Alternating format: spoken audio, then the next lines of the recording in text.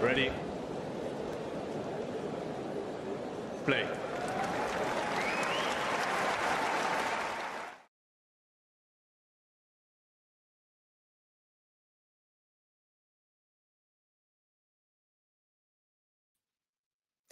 Good. I'm going to take us both off mute, There we Jack. go. Old habits die hard. Jack, how you doing? Yeah, I'm good, thank you. John, I'm well sunned, I'm well holidayed. Came back to pouring rain today. I've a suitcase as well, went missing, but otherwise, I'm good. Your suitcase went missing. So just so everyone knows, Jack has been jet setting off to California to the Indian Wells tournament, of course, among other things. What happened to the suitcase? It just went missing. It was in Dublin and they lost it, but apparently they found it now, John, so I'll get it today, so it's not the end of the world. Were you in Dublin too? Yeah, no, a layover. Yeah. I just wondered. You never know with these suitcases. Jack, how was it? Oh, it was great, John. It was so good. The rumors about, or the claims of tennis paradise are all real. It looks amazing. The sun's just out constantly. It was fantastic. Some of the accessibility as well. I expected it to be a lot harder. You can just walk onto any of the courts apart from court 1 and look at whatever you like. So it was really easy to just get a grounds pass for the day and see 5 or 6 matches or something. It was great. What was the price for a grounds pass, more or less? $60. Okay, yeah, that's good. Yeah, it's okay. You get cheaper tournaments in the world. Yeah, true. But it lived up to its expectations. Yeah, it was great, honestly. So good. But loads of matches I can talk about there, but we can get properly into it soon. Oh, there's Vanch, of course. Yeah, got to see Vanch in the flesh for the first time. John, still to meet yourself in the flesh, actually. Yeah, we're pretty close, but you've managed to meet someone much further away in Vanch. Also, I think someone from the Murray Musings as well, Peter, right? Yeah, I met Peter as well. Yeah, he was great fun. Very, very nice chap, Peter. But I spent like the whole day with Vanch. We were just... I only saw Peter a few times in passing, but Vanch was with me, glued to my hip for like 10 hours or so. It was great fun. Did you have a hit as well? We didn't get to have a hit, no. I was planning on going to San Diego, but it didn't really work out with timings, so we just met up at the tennis and spent the whole day there together. Cool. Tell us a bit more about your experience. I'm really keen to know, because it does it feel a bit surreal as well? Is it as far out? I mean, I think it's 3 hours from LA, right? Does it feel like you're on a tennis island for a few days or whatever? It was a bit odd for us because we were staying in Palm Springs, I guess. It didn't feel... For most people that actually live in California, nobody really lives in Palm Springs. So most of the time, it's like a fair drive away for Vanch. It was like 3 hours up the freeway. I think Isabel as well, met her. It was about 2 hours for her from LA, 2.5 hours or so. It felt like it was just on our doorstep. It was about, even still, a half-hour drive actually from where we were in Palm Springs. It really is in the middle of nowhere. You're right, John, like the other end of the mountains, basically. But when you're there, it's like a haven. I mean, it's easy to access, free parking as well. I mean, I didn't expect free parking, but you just pull up in your car, walk straight in, and that's you. It's quite easy. Cool. All right. Let's get into the tennis. Let's get into. We'll start from yesterday, if you like, and work back. And there will be moments as we work back where you will have been there in the thick of the action. But I know you've been traveling this weekend, and therefore, got back yesterday. So you weren't there for the finals, if you like. But you saw plenty of action before that. I just had a brief memory of Holger and Stan, but we need to wait for that. Okay, let's start with the men's final. Obviously, Carlos winning it. I predicted Carlos to win the tournament beforehand. I don't know if you did, Jack. No, I didn't. I had a Carlos Medvedev final. I mean, maybe it's not super risky, but the risk with Carlos, of course, was all about the health. Mm-hmm. We'd seen him pull out of Australia. We know that he tends to take caution, if that's the right expression, with his health, or certainly thanks to Juan Carlos Ferreira. They take very mature decisions, let's say, and I think Australia was one of those. We saw him back on court in Latin America, but then, of course, in the Rio final, he sort of is basically lame for the last set. I think he pulls out of Acapulco, and as a result, everyone's going, do you really want to be back in Carlos right now, bearing in mind this situation?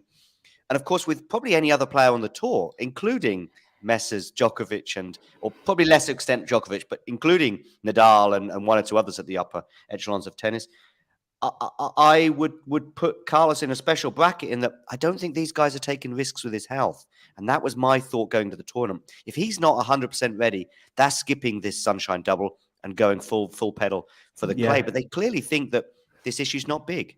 So that's why I went Carlos. I think Alcaraz more than any other player in history, maybe, because his team from the very start were so switched on to, making sure he was in perfect condition for every single match. There's not really been another player in history that's had that amount of, resource or that number of resources from a young age. So he was always prepared for this. Anytime, there's an injury issue, he takes the appropriate amount of time off. And if he's playing a tournament, you're right, John, I think he can consider him in fit enough health to play, right? Even in Rio, was it? Yeah, the final in Rio, he should have stopped playing there. I think his team were telling him to stop playing and he just kept going. So, his team always have the right advice for him. So if he was playing this tournament, John, he was always capable of winning it for me. Yeah, right. It was a lovely embrace between him and Juan Carlos Ferrero at the end as well. What did you make of the final? I mean, I know you've been traveling and stuff and catching bits of it, but what were your thoughts? I just caught up there, right? So from what I'd heard from everybody, Medvedev was totally blown off the court. Alcaraz was fantastic. There's a bit more to it than that, I think. Honestly, Medvedev did not play a very good match, right? And there's loads of ways you can confirm that. You look at the way the extended rallies ended. A lot of the time that was with a Medvedev unforced error. You look at the number of free points Medvedev was winning on serve. It took a while to get going and the serve did eventually start.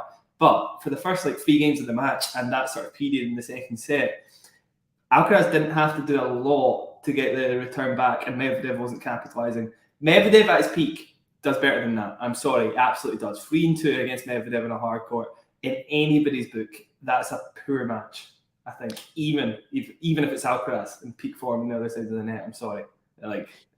Saying that, John, Alcaraz was very, very good at knowing when to come forward. I was super impressed with that. It wasn't egregious. He was capable of finishing the point off at the net. He'd use the odd serve and volley to finish off points very, very, very cleanly, actually better than I thought. And obviously his forehand was able to dominate some of the rallies when he needed to as well. And his backhand's not a liability like, a lot of the players Medvedev plays. He makes them look like they've got a bad backhand. That's not the same for Alcaraz, right?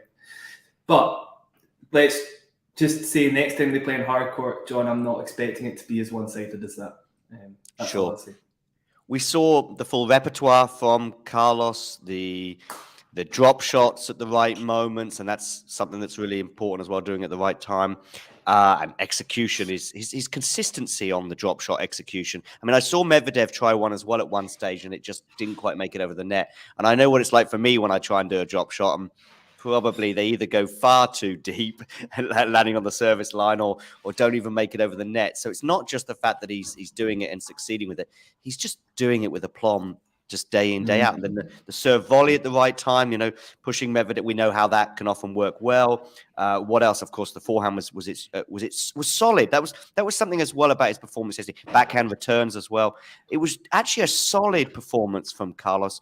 I know a lot of people were drooling over him on social media, and rightly so, but it wasn't quite that unbelievable level that we saw at times in New York last year, and even on the clay in Latin America. I just thought it was super solid. Mm-hmm. I mean, the courts are too slow for Alcaraz to just absolutely annihilate anybody in those courts. Medvedev he made Medvedev look second rate, but just imagine, so it rewinds a few months ago to Medvedev playing Sinner in the Rotterdam final, right? And Sinner played a fantastic match there, but Medvedev was just a bit better.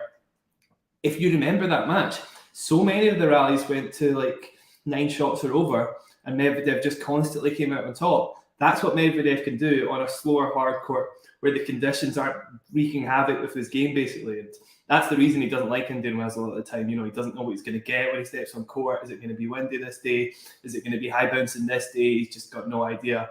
And he says it's a lot about adapting. And Medvedev's good at that. But when the conditions don't fall his way and, he doesn't get a steady serve, as soon as you throw the ball up and you're on that court, which I did get to go on actually when I was away, it can be really swirly. So you've got no idea how, what sort of toss you're going to get, and that we've seen it really, really wreak havoc with Medvedev in the past. At least he sort of got away with it here. Point is, though, he just doesn't know what he's going to get compared to somewhere like Rotterdam or even in New York, where the courts are a bit quicker, but at least you know what you're going to get when you step on court. So it kind of fell into Alcaraz's favour in a lot of ways in the end, with Medvedev just missing shots that he wouldn't normally miss. Definitely, as you say, Alcaraz just had to stay solid a lot of the time. There was a lot of errors from Medvedev from positions he wouldn't normally make them in. Yep, indeed. Any final thoughts on the two of them throughout the tournament? I mean, Medvedev did make a smile and maybe even laugh a few times when he was talking about the court speed. He apologized to the court in his, or he thanked the court, in his speech last night as well. So he's certainly not lacking in humor. Absolutely, yeah. His on-court interviews are always a pleasure, definitely. I will say, although Medvedev played badly, Alcaraz absolutely deserved to win the tournament. He was by far the best player. I'm not trying to take anything away from him. So I'm hoping if they played in Miami, for example, I think we'd get a much more exciting match. I've just sent a link to your YouTube channel in the live chat. Make sure you check out On the Line, Jack, both on YouTube, Twitter, and various other internet spaces, etc. Okay, cool. Let's move on. Tiafoe Sinner is sort of next on my list. I guess they can both take a lot of positives from this tournament. Yeah, Sinner. Sinner. The problem is staying consistent, right? And it's a consistent problem. Sorry, he's now 2-17 against top 5 players, I believe. And throughout his career, I mean, that's a properly one-sided head-to-head against all those players, and he's always just a step below, isn't he? He's not much. You remember the 5 setters he had in the last year, the one at Australia against Tsitsipas, the one at Alcaraz at the US Open, the one against Novak at Wimbledon. He's always just a whisker away, but he can't quite get over the line. And obviously here, he had a set point in that first set, only just didn't come out on top there. It's small margins, and it won't take long for him to overcome that, but he is a step below the best in the world. Yeah. Definitely. Are any of those 2 wins, including the ones against Alcaraz, or was Alcaraz not top 5 at the time? I don't know. I don't know what the 2 wins are. It's just that if neither of those include Alcaraz, because let's say he was ranked 6 or 7 at the time of some of those wins, that sort of it doesn't change it a lot. I completely concur with your point, but it might just, you could be playing a top. Right now, he's playing Daniil Medvedev when he's ranked maybe 6 or 7, but we know Daniil Medvedev is 2 or 3 in real terms. But so that can skew those stats a bit. And Alcaraz's surge last year, and I know he stemmed that surge a couple of times at Wimbledon and on the clay in Europe too. But I also get that point. I know that some people are even harsher than you and I in terms of Sinner, and that they think he may never quite get over that there'll always be a hurdle too far. What do you think? That's too harsh, Jack? I think that's too harsh. Definitely, you can tell he's got latent firepower on both sides that eclipses quite a few of the other top 20 players that are his peers. He's got the shots definitely to get into the top 5, but he needs to improve a few things. Serve wise, coming forward wise, it's not much, and he's only 21. 100% still has the potential to break through. I'm just looking at those wins, by the way, John. Taylor Fritz actually makes it 3 wins against top 5, the win in the quarterfinals, and he's beaten Alcaraz in Umag. That was when Alcaraz was number 5, and Rotterdam Tsitsipas. So those 2 wins actually making it we're only just making it into the win category there. They've only just come in the last month, obviously. So before that, it was 117. There you go, though. Davidovich Fokina, maybe just have a quick mention of him. I know you saw him live. I forget which match was it against Khachanov you saw him? Yeah, it was against Khachanov. Yeah. What were your thoughts on? Because I know Gil Gross actually went really big on him, and I think his optimism was justified pretty much by that win. That was the one that was going to be I actually sent him Gil a message regarding his prediction and that particular match, because it was like, if he wins this, even if he doesn't make the semi-final as Gil had optimistically predicted, I think that's the make or break, if you like, in terms of, okay, he lost to Medvedev in the end of the quarterfinals, but not many of us had Davidovich Fokina getting that far. So what are your thoughts on him, having seen him in the flesh and his tournament as well? I'm crazy for Davidovich Fokina now. I am. high on Davidovich Fokina. He is such a good player to watch live, and any opportunity I get in the future, I'll be going to watch him. He's honestly so fun. Like he goes, you can kind of see it when you're watching on the telly, right? How good the shots are, but when you actually see it live, the backhands down the line are phenomenal, and some of the forehands are an absolute joke. They're like lasers. You can't tell, I guess, watching it on the telly, but they don't curve. It's just like a straight laser into the corner. It's fantastic. He's amazing. So yeah, any chance you get to see him, go see him, John. He's so fun. I've yet to see him, so I look forward to that. With regards to Gill's optimism on him, I was pretty optimistic he'd do well. I genuinely didn't think he was beating Medvedev, and the reason for that is that his serve is great actually, but in terms of pace, but he still doesn't spot serve anywhere near the rest of the top 50. Actually, I think it's a glaringly obvious part of his game that needs to improve. I was so surprised at how fast it was though when I actually went to watch him. He's serving at 130 miles an hour plus consistently, but Kachanov gets the ball back pretty much every time because it's coming straight towards him. He very rarely can bury it into the corners. So that once he improves that, I mean, the sky's the limit for him. The two shots are amazing, the forehand and the backhand. So yeah, top 20 player for sure, I think, but that'll be a while. And we're coming into an interesting part of the season for him because we've got obviously a couple of months of clay in Europe, and we know how much he loves to dive around, and it's probably a little bit easier to do so on the clay than the hard court. And then we've got the grass, and I know he didn't really have a great reputation on grass until last summer, I would say, and he had a couple of good tournaments. And going to be watching him closely. I think it's impossible not to do a podcast with you, Jack, and not to mention a certain Scottish tennis player. And I don't mean Jamie Murray. Excuse me, Jamie Murray fans. But obviously, again, you got to see Andy Murray play in Indian Wells. And he's having a year, irrespective of your nationality or fondness for the guy, he's having a year where you just can't do a podcast without him at the moment, right? Absolutely, yeah. He was okay in this tournament. I guess he got that first straight sets win of the season, John. Got another 3 sets win under his belt as well. But overall, you're saying that you have to talk about him. But overall, it was a little underwhelming how he went out. Okay. The Draper loss was a wee bit deflating. The first set was great against him, but to see him kind of fall away like that after all those 3 set wins this year was a wee bit surprising. But the conditions here have never suited him, I guess. So right. So you were a bit surprised by that. I thought that was a possibility that the, as you say, his history in Indian Wells isn't great. I think he's been at one final, even during his peak time. But I also saw the way Draper was playing, and I think a healthy Jack Draper, and unfortunately that's few and far between at the moment, is top 10 almost, or certainly getting that close, certainly top 20. Top 16 if you like, and I'm trying to narrow it down. But you know what I'm saying. I mean, when he's healthy, I mean, it was touch and go with him and Rafa for 2 sets in Australia, and that was long before Rafa's injury. Unfortunately, Jack had some cramping issues, I think, in that match. He pulled out of a few tournaments. And again, we saw with Draper in this tournament, again, we saw some great tennis, plays Alcaraz, and unfortunately has to retire at 2-love in the second set. Yeah, I'm inclined to agree with Owen Lewis, who's talking on Twitter about this. I still agree top 20 is a possibility, but the forehand is a glaringly obvious reason he wouldn't be breaking the top 10 anytime soon. For me, it's just very, very rude. It's not aggressive enough compared to a lot of the other forehands on the tour.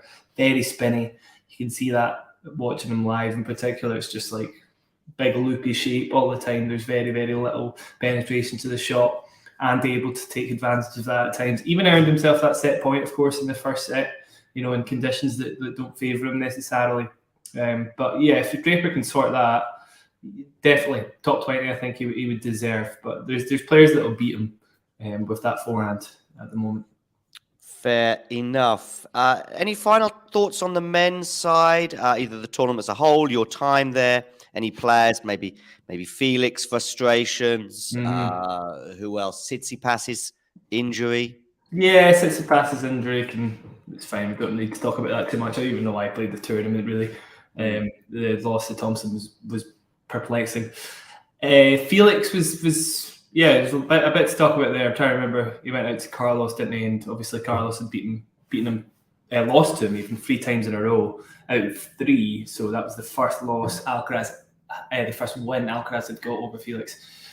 At the same time, he kind of felt like it was coming. Felix had been a little ropey throughout the tournament.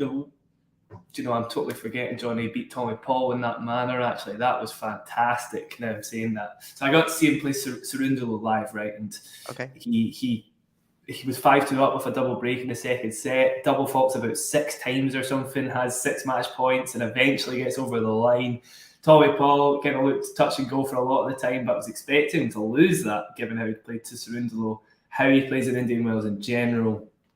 But then the win there actually was never mind. I'm not worried about Felix. That was fantastic. I think that's given me a lot of positive points to think about Felix for me, because it's been a while since he's had a pressure match like that he's come out the other end of winning.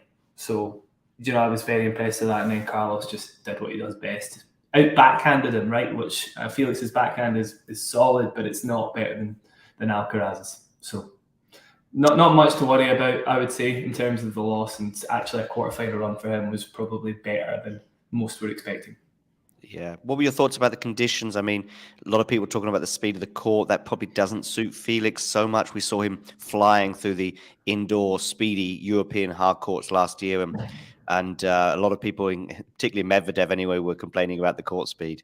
Mm-hmm. The court speed was, it was pretty slow, and you could kind of tell that watching it live. I actually didn't get to see Cam's loss in the end, Cam Norrie, but you can tell why Cam Norrie is so good there, because I was watching him play Taro Daniel, and there's very little Taro Daniel could do when it went to an extended rally, given just how spinny Cam Norrie's forehand is. He doesn't rely on pace with that shot necessarily. It just locks you in to the backhand constantly. There's very little he could do without taking on a lot of risk. Who did beat him again? Can you remember, John? Was it Rublev? Rublev. Yeah, Rublev, yeah. Who just had another sort of par for the course tournament, really, Ruby. No big meltdown, no shock that he went out, I guess, when he did. But yeah. Oh, sorry. It was the other way around. Cam Norrie beat Rublev. He did in straight sets. Yeah, you're right. Yeah. It was Tiafoe. It was Tiafoe that Cam lost to eventually. And actually, I was quite surprised at that loss. Yeah. The point is, you can tell why somebody like Cam does so well there. It's just so difficult to hit through the conditions. Yeah, actually, I was watching, funny enough, that Cam Norrie-Rublev match, and the TV in the bar I was in froze, and that's probably why it froze from my memory too. But yeah, actually, that probably wasn't the best of losses for Rublev, and Rublev turned Norrie over comfortably in New York last year, but didn't have the same success here. Maybe he'll have a bit more on the clay, of course, which we're coming close to, but of course, we've got Miami before then. Let's switch to the women. And as a little in between bit, I just want to remind everyone to hit that like button. Make sure you subscribe to the channel if you're new. Also give Jack a follow on Twitter. What is your Twitter handle? It's @online_Jack. There you go. Quite a nice one, especially as you have a podcast and YouTube channel with the same name, or certainly on the line.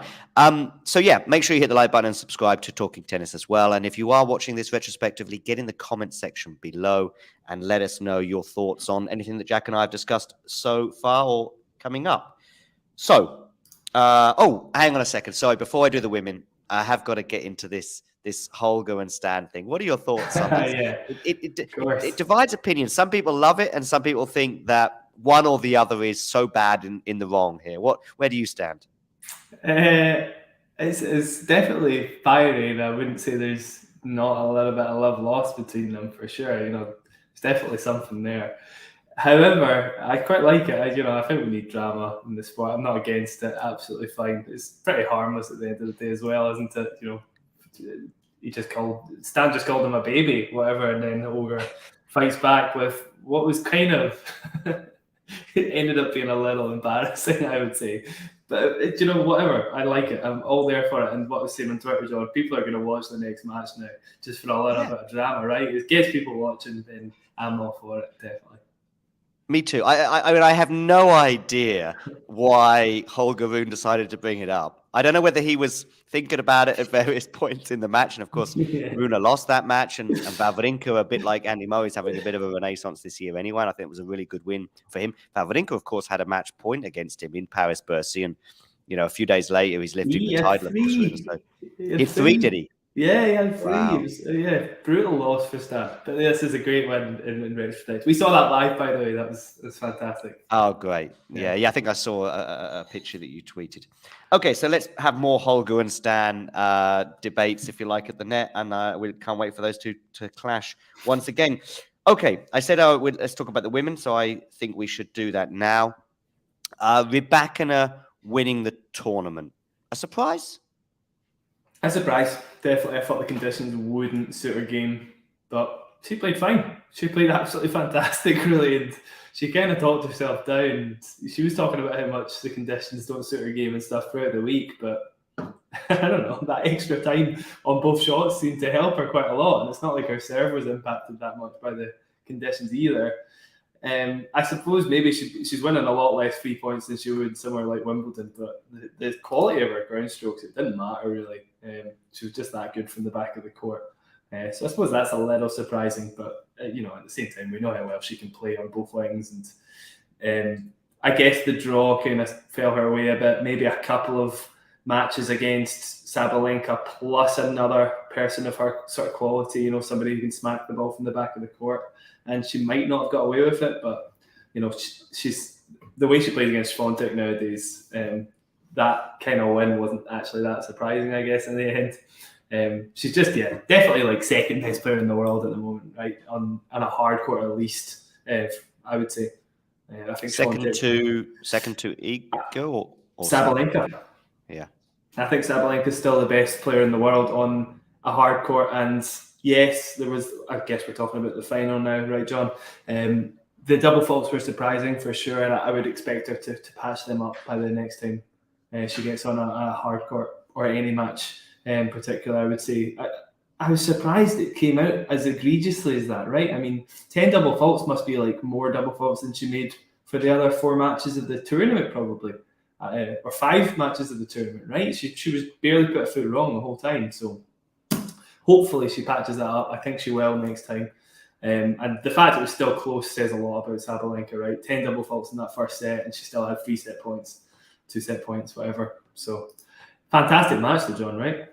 Yeah, absolutely. And just before I get into the match itself, Sabalenka's serving peaks and troughs, let's say, over the last 12 months. Somebody should maybe interview the biomechanist that maybe fixed that issue, right? Yeah, maybe. Yeah, there's definitely a gap in the market there. There's a gap in the market for that one.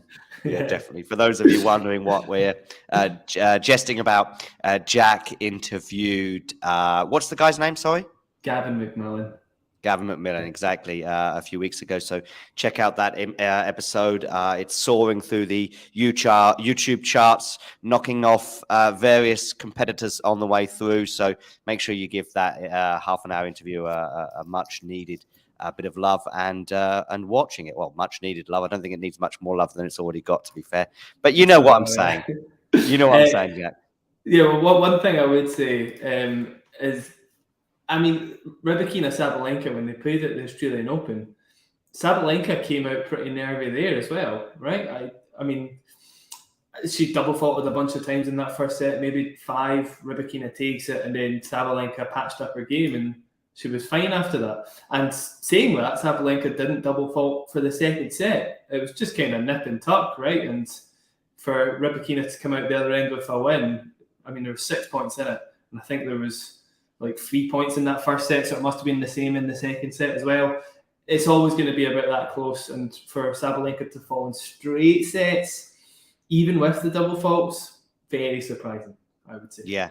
But I listen, we were a long way away from where she was 12 months ago, or even 8-9 months ago with that. Pam Shriver had an interesting take on that, actually, and the double faults. It wasn't really a case of anxiety or anything like that, or even maybe anything technical. But it was just a case of knowing how good your opponent is, and you've got to get it a little bit closer to the line, if you like, and with a bit more speed. And when you're taking that kind of risk, perhaps you're going to double fault a bit more frequently. So I thought that was an interesting take. Regarding women's tennis as a whole right now, I think we're at a very interesting juncture. I'm very excited because the Premier League of the 4 players, and I used the expression a few days ago of the big 4, okay? And I know we are many, many years, maybe even a decade off really using that with any justification, bearing in mind what we've just seen over the last decade or 2 on the men's side. But we're in a mini moment of a big 4. Whether this lasts 3 months or 3 years, I don't know.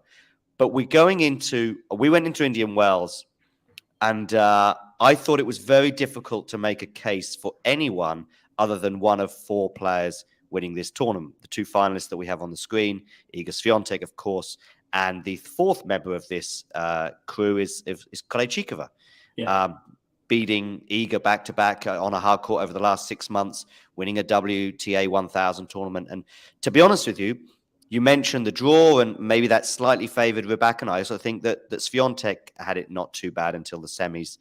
Sabalenka, on the other hand, had to beat Krejcikova to get to the final. And it's just one of those situations with Rybakina, obviously now going up to number 7 in the world, but she's been a bit lower ranked. And of course, Krejcikova is still outside the top 10. That you're kind of looking to see which one of these players, unfortunately, is going to have to play Krejcikova or maybe Rybakina a bit earlier. Iga had to play Rybakina in the 4th round. I think it was in Australia.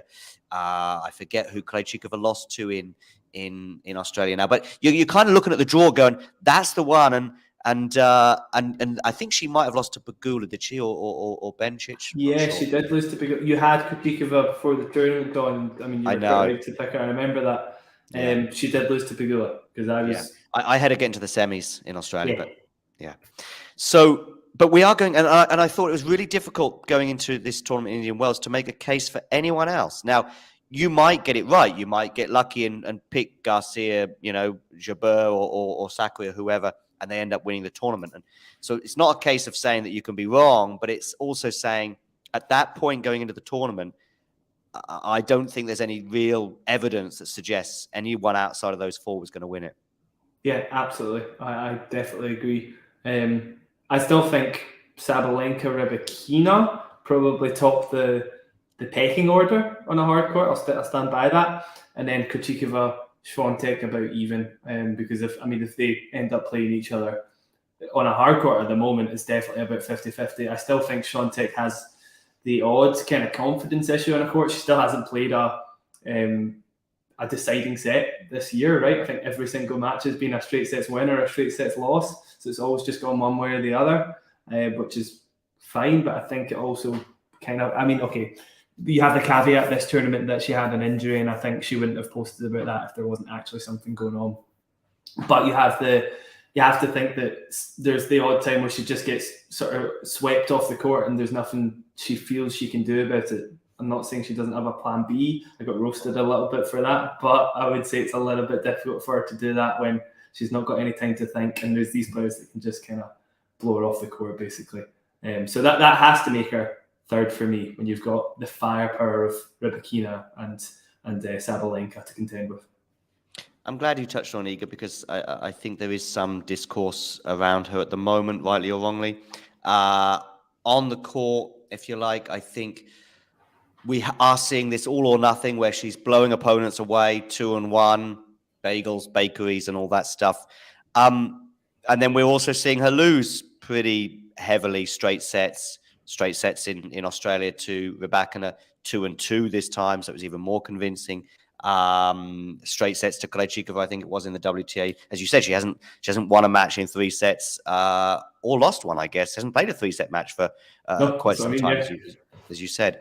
So, and I think we are also seeing some frustration from her. I used it in the title for this particular episode because I remember seeing her take that defeat to Pegula really badly. That was also, I think, 2-2 in Australia before the Australian Open at the United Cup. I think there were certain circumstances behind that. She just arrived in Sydney. Pegula had been playing there, conditions, etc. And I don't think too many of us took too much stock from that defeat, if you like. But I think the frustration that she had, and I think it gets to a point in the match, say she's a breakdown in the 2nd set, not giving up, not at all, but she's just sort of just swinging at it and sort of hoping rather than expecting or trying to figure out a way of getting back into the match. I hope this doesn't sound too harsh because, she'd probably go back on a 35 match winning streak after this video. And maybe she'll have better luck in Miami. Do you think maybe she will have better luck in Miami, by the way? It's faster there, actually, so it should suit her game less. It depends who she's playing, and she does have Rybakina in the quarterfinals again, which doesn't bode well. She even has... I still think she beats Ostapenko, to be honest. Her game's been a bit flakier than even Ostapenko's normally is. So I still think she beats Ostapenko, but Rybakina absolutely should be considered the favourite going into that match again. I would say, especially given the courts are just a bit faster. I think, John, I don't think it's too harsh to sort of talk about Swiatek in this way, because there were points, obviously, last year where Swiatek wouldn't have lost to anybody in the world. Didn't matter what the surface was, didn't matter, well, apart from grass, didn't matter what where you were, basically, on a hard court side. She was winning every single match. And I'm not saying we should expect that of her, but Swiatek playing at her best, she doesn't go down 2-2 to anybody, basically. There's maybe an element of players kind of have figured out that you have to go a bit more aggressive on the return. Certainly, her serve is a liability, but Swiatek's absolutely a confidence player. Absolutely. Like, she talks about how important Daria, what's her name? Sorry. Abramovich, not Daria Abramovich, but Abramovich is her surname. Anyway, our sports psychologist, how important she's been to her game, and you absolutely buy that. She's devastated when she loses. She's over the moon when she wins. She talks about how important it is just to have a friend on the tour and how sort of confidence plays into her game. As soon as that kind of clicks again and she gets a little bit of momentum going, I don't see players like Rybakina being able to blow her off the court as easily as that. Federer, I remember saying once how learning to lose was one of the biggest lessons that he learned, and we know how frustrated he was as a teenager in terms of losses, but he certainly knew how to deal with them in the end, and also using it to his advantage. He had a pretty half decent career, and if Iga has anything close to that level, then I'm sure she'll do well. But yeah, I think there is a case of learning a bit from that, and maybe the sort of I'm just trying to think of the right expression here, but just managing bad moments, if you like. And by the way, she's got it in her repertoire. I mean, so many times she was winning 3-set matches last year, tight ones. I remember being a breakdown in the third set to Sabalenka in New York, and so many other times, because we know how comfortable she was at certain times, particularly on the clay last year, but she also had other sticky moments and she emerged the win. In fact, that US Open run was really sticky throughout, if you like. Yeah. Stickier than a hard court in Indian Wells, perhaps. Yeah. John, there's been a long time since I've seen a tournament of Swiatek's where I thought she was playing her best tennis here. Like, absolutely. I think, which is a compliment in a way. Yeah, it's definitely a compliment. She's succeeding still. Yeah, exactly. She still wins matches just based on the fact her base level is so high. But it's been rare that I've seen her play a match on a surface on a hard court, I guess, that doesn't suit her, and she's played better than she's played like she played during that streak. I haven't seen it. I can't think of one match since that streak that she's played that sort of level against somebody she shouldn't have necessarily. So I still think she's got a lot of improvements to make. She knows that. She's said it before. I think there's still a very, very high peak that she hasn't accessed yet, and I'm still very confident that she could reach that eventually, given her history, of course. A positive tournament for Sabalenka still, despite that sort of semi-painful defeat in the final? Yeah, absolutely. I don't think there's anything wrong with reaching the final of Indian Wells. Obviously, also, John, Swiatek making the semi-finals, she's still she's got to be close to the most consistent player this year, right? Even when she's, reaching the final of Dubai and the semis of Indian Wells, and that's considered a disappointment in a way. It's not that bad, is it? And it's the same for Sabalenka. Storming her way through the draw and then only getting unstuck in the final. I'm still confident she bounces back from Miami and probably should be considered the favourite there. Yeah. She's lost twice this year, Sabalenka, to Krejcikova and Rybakina. I think I'm right in saying that she's just 2 defeats for her this year. And then if you look at the resume of victories, the players that she's beat. Obviously, Rybakina earlier this year among them. Bencic, of course, in Australia. Vekic too. Vekic is having a good year, I would suggest, although Indian Wells was a bit of a disappointment for her. And so many other top players. Sakkari, of course, in the semi-finals. Oh, Sakkari, same old, right? Yeah, I guess so. Yeah, I again, for her to get through that many matches was properly gritty, and it's exactly the same job. It's been what we were saying last year. She comes through a lot of matches she has no right to win, and then eventually the forehand kind of gets a bit loose when she's a little nervy. That's kind of what happened again in the semis. Although admittedly she was kind of just outplayed there, which will happen. I still think Sakkari's peak game isn't fantastic. She just has a way of kind of gritting out every match she plays, right? Which is definitely a compliment, I would say. Yeah, and the only thing is, it's really interesting to think of where her and Sabalenka were in 2021. They were the bridesmaids to some extent at a lot of the big tournaments, semi-finals, occasionally a final, albeit not a Grand Slam final, but not being able to get over the line. And I would say in the last 12 months, and particularly the last, say, 8 months, Sabalenka is now on a different planet, and unfortunately, Sakkari is sort of still stuck in third gear, so to speak. Mm-hmm. I'm just looking at Sakkari there as well. She won all of her matches in 3 sets. The win against Kvitova in particular was fantastic. Kvitova was playing really well, so that was a really, really good win. I just think I don't know if it's unfair for me to say she's just not as good a player as the top 5. I don't think she deserves to be there necessarily. You know, is she in the top 5 at the moment, actually? The players aforementioned anyway, Swiatek, Krejcikova, Sabalenka, and Rybakina. I don't think she's near that level in terms of what she can produce from the back of the court, and her serve as well has very ropey moments. She's got a lot of improving to do. I'm sure she'll know that. I don't think that improvement is going to come in the forehand, which is it's always going to be a shot that bothers her because a lot of that's mental. And her backhand's actually decent. I don't think that'll get much better than it is. The serve probably is where she could be making improvements. Just win herself a few more 3 points. She has got a good serve as it is. She just doesn't consistently land it. If she can improve that, then yes, maybe she can rejoin the top 5. But yeah, she's definitely a step below the best in the world.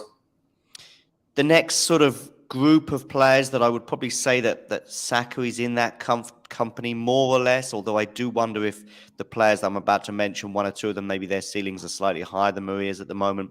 But there's this, I mentioned the Premier League of 4 players, the big 4, if you like, as it is right now. The next group, the sort of pretenders, Pegula, Garcia, Jabeur, Goff. I'm looking at the world rankings, and I think they're up to date. They're actually 3, 4, 5, 6, and 7. Sakkari, as I say, would probably be in and around that group too. I think there's just a few. What's the word again? Maybe worries, or maybe Garcia and Pegula as well, both 29 years old. Whether that was like their moment, and maybe Jabeur as well at 28. The last sort of 6 to 8 months of 2022 was their moment, and that 2023 is going to see them not quite revert to the norm, because I think they're worthy of being top 10 players. But which one of those? Okay, here we go. Pegula, Garcia, Jabeur, Sakkari, and Goff. 5 players. Which one of those is the most likely to win a Grand Slam? Goff. Definitely Goff. Yeah, not just because of her age. Although that obviously plays into it. She's got loads of stuff she can still improve in her game, and she's still, 6th in the world at 19 years old. Goff. She's also the only one of those players. Oh no, sorry, Jabeur, of course, has made 2 finals. But barring that, Goff is the only other player that's actually made a final. And again, she's only 19 years old. Yeah, I mean, recently turned 19 as well. I think Goff definitely takes it for me. Okay, I'm going to make this quite easy. I think quite easy, but quite difficult. 1-word answers, okay? And I just want to know if you think they're going to win a Grand Slam. Jessica Pegula? No. Caroline Garcia? No. Maria Sakkari? No. And probably the most difficult one, I would say, Ons Jabeur. Not a definite no. But if I had to make a bet, I would say no. I would listen, Jack and I don't always agree on our predictions, but I have to say, I mentioned those 5 players. I would have Goff. I would probably err a bit more towards the age than you would in my argument of her, because I just think there's a lot of time for her to improve the forehand, for example, and other elements of her game. Whereas Jabeur in particular was sort of there's 2 finals last year, 2 very close finals, couldn't quite get over the line. Garcia and Pegula, as I've already touched on, I think that their 6-month moment. I could be wrong on all of these, perhaps. Maybe they're all going to win Grand Slams in the next couple of years. But I probably agree with you that 4 of those 5, I would err towards no. Yeah, I actually think Garcia, maybe I'm underrating a bit there. She's probably got the potential, but I still would bet on no. But Sakkari, there's a mental issue there that's just, there's no sign that's going to go away. And who was the other player? Sorry. Pegula. Jabeur maybe, or Pegula? Pegula, it was Pegula. Pegula's peak's just not high enough, I think, to win a slam. There's players that will always beat her at a slam. Unless she gets them on an off day, I think it's unlikely Pegula wins a slam. But Garcia, yeah, okay, actually, if she's playing her absolute best for 7 matches, yeah, maybe. Jabeur's just way better on clay and grass than most of the tour. So there is a chance. Definitely there's a chance. But I mean, on hard course at the moment, Jabeur is about 50-50 every single match she steps into. And that's how it is with her ground strokes. Sure. I mean, she has been injured, of course, and she's coming back, but I completely understand what you mean. The good news for Jabeur, as you say, is that these two surfaces where there's just 1 or 2 less competitors, perhaps, gives her a better chance. And I'm really looking forward to Miami, but I'm even more looking forward to the clay court season. You and I, of course, are based here in Europe, so I also know that the clay court season means that spring and summer is on the horizon. And I'm also looking forward to it on the women's side, because I think the 4 players that I mentioned, the big 4, all have, no, maybe not Rybakina, there's no evidence yet with her, but the other 3 all have some pedigree on the clay, especially Krejcikova, of course, and Swiatek, with 3 French Opens between them. And I'm really looking forward to those 2 in particular playing each other at some point, or maybe several times in the next few weeks. Any final thoughts on Indian Wells? Any players that I've missed off that you want to shout out to? Yeah, not particularly Indian Wells, because she had actually a really bad Indian Wells, surprisingly. But Bencic definitely will go under the radar in Miami as a player to look out for, because these are conditions that suit her game for sure. She's got a fairly easy run in comparison to everybody else. She's got, I think, Kvitova, Alexandrova, Sakkari, all beatable players, and Jabeur as well. In her quarter, she could emerge victorious in that quarter and come out fresh for a semi-final with Sabalenka or Krejcikova, and could come out a victor in that match. She is playing underrated tennis at the moment and deserves to be number 9 in the world. She could be a little bit of a dark horse, John. Alcaraz to do the Sunshine Double? Yeah, it's a shame I don't have the draw in front of me. I could just sneak it up. Yeah, I haven't seen the draw either. Or I have seen bits of it. I've seen bits of the women's side, but I'm really pumped for it. I'm fortunate. I had to miss large parts of Indian Wells. I was on holiday. I mentioned how I caught some of it in a bar. I walked into this bar. I was in Lebanon, and I walked into this bar the other day and couldn't believe it when there was Indian Wells on the TV. Lebanon, maybe not the most well-known country in the world for tennis fandom, but football and soccer, obviously, a big style. And as I walked in, after about 5 seconds, I looked at the TV, and the barman switched it over to the football. I said, no, put the tennis back on. I mean, I love football a bit more than you, certainly, Jack. But it was an easy night for Manchester City in the Champions League, so I wasn't really interested in seeing that. And I went back. It was Medvedev, Zverev, actually. So, and then I said Cam Norrie as well, and Rublev came on. So that was great for me. But unfortunately, I missed a lot of the tennis from the first sort of 7-8 days of the tournament as a result. But Miami, I should be much more all over it. Mm-hmm. Anyway, go on the draw. I think I don't know if we actually have it yet. Do we not have the main draw yet or something? We've got the women's, certainly. So all I can see is the qualifying draw at the moment. It's got to be there, though, surely. No, it's not out yet. It isn't out. Oh. That's why. So I've no idea. I would still say... Maybe the women start a day or two earlier. I don't know. Yeah, possibly. I didn't know that either. I actually am going to go Medvedev. I think, yeah, it's quite good when the courts are slow for him. despite what he says. I think it's more about how volatile the conditions are there. I don't know if he'll let on to that, and how high bouncing they are as well. I think Miami suits him a bit better. I think against Alcaraz, he won't give him as many free points as he did at Indian Wells, and I don't think his serve will be as much of a, or as little of a liability, I guess. He didn't do anything really in that match. I'm going to go Medvedev. I'm pretty confident in that. I've got a very, very blurry draw in front of me from a screenshot I took that I should have taken more care with. But yeah, I think Bencic's sector is not too bad. We've got Andreescu Raducanu in the first round. I hope Sofia Kenin, by the way, maybe that's one more player that we should mention before we bring this to a close. I hope that she gets a kind first round. She's going to be playing against a qualifier.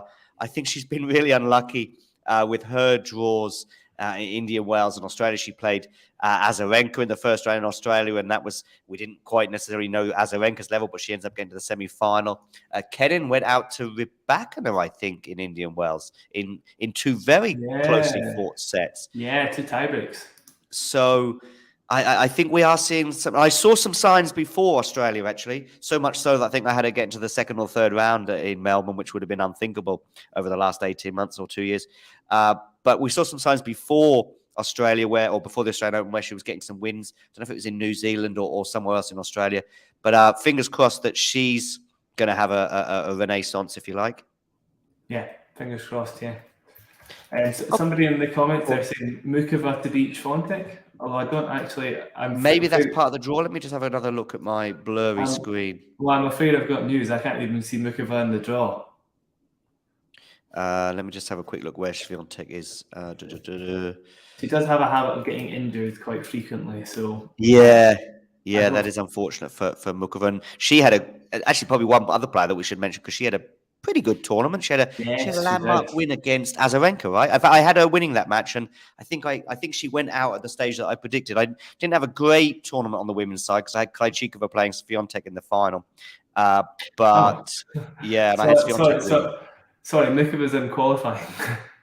Oh, goodness me. Yeah. It's actually mental. She could do, I guess. It's a pretty ambitious call to say she'll beat Swiatek if we don't know where she is in the draw, but she's played amazing, you're right. And she lost to Rybakina in a very close contest as well. Beat Von Drusova in an amazing match. The Azarenka win as well, exactly. Fantastic. This is the first time she's been in the quarters of a big tournament in a long time. I think it might have been the Australian Open was the last WTA 1000 or Slam that she made the quarters of 2 years ago. So this was fantastic for her. Fingers crossed she can stay healthy. A quick look at the draw in Miami. Just having a look at potential second rounds. It's quite a balanced, unlike some others. Certainly the first 2 rounds I'm looking at. There's a couple of popcorn matches, like I mentioned, with Andreescu and Raducanu. But actually, I'm kind of looking at the second round potentials and just seeing, is that Leylah Fernandez maybe against Belinda Bencic? That could that could be close. Could be interesting, yeah. That's the one that stands out. Obviously, Sakkari against either Andreescu or Raducanu in the second round. I think those are the 2 that jump out to me from the first couple of rounds. But listen, that's for Miami. That's for another day. I just want to say a big thank you to you, Jack. You've been sunning yourself in California and now raining yourself back in rainy Glasgow. Hopefully the clouds soon disperse and you can enjoy the sunshine, second half of the Sunshine Double from the comfort of your own home. And then we've got the clay court season. As I say, I love it. Are you a clay court fan? I think we had a WhatsApp message about this. No? Yeah, no, I absolutely am, John. I absolutely am. Love it. It might be my favourite part of the season. Grass court's lovely because we tend to go to a lot of the tournaments, right? But the clay is just... I think you get your best matches on clay of the year. Yeah. Yeah, listen, you and I, of course, have an affinity with grass coming from the UK, but I think the exciting matches tend to happen a bit more fun on clay. Jack? I was going to say, consistently, I think the French Open is the best slam. Okay, yeah. A lot of crazy fives. New York, yeah. Maybe you're looking over a longer period, but the last couple of years, New York has stood out. But you're right. US has won the last couple of years, but I mean, the French Open last year was fantastic, and it has been pretty much every year. So I'm looking forward to that, John. Cool. Big thanks to you, Jack. Just one more reminder: just give us your socials and your podcast, etc. Yeah, on the line _Jack on Twitter. Please give us a follow and go to YouTube. On the Line Tennis Podcast should do it if you search that. Plenty of decent stuff on there. I'm sure it's enjoyable to some, so go check it out. Thank you, Tennis World, for stopping by. Cheers. If you enjoyed this video, make sure you hit that like button. Don't forget to subscribe and click that notification bell so you don't miss out on all things tennis.